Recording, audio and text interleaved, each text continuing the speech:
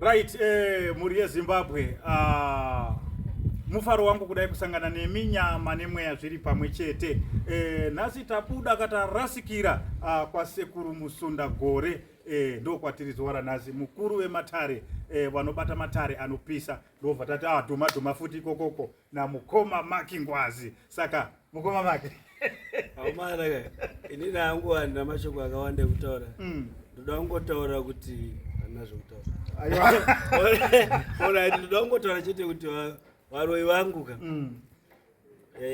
muchenjeri ndiri kupai 10 days chete dzekurega zvamuri kuita ka. Handi makaona umwe muroi akabatwa kwasekuru Musunda Gore musunono. Musazoti handava kutaura, ndo mashoko angu chete.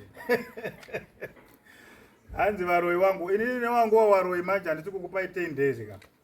Ndiri kukupai mazuva mashoma pasiyai zvamuri kuita. Watch out. Waripo sekuru Musunda Gore. Beware. Sekuru Musunda Gore avanosunda gore kwete zvemafariza. Tinotenda sekuru. Aiwa, pana chakaipa. Furai mberi nekubatsira vazukuru. Varoendera kuwapedzera. Right. Vachasara vavashoma.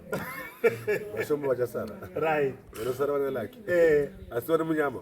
Ndiri kuwabata vese gore rino. Tinotenda sekuru.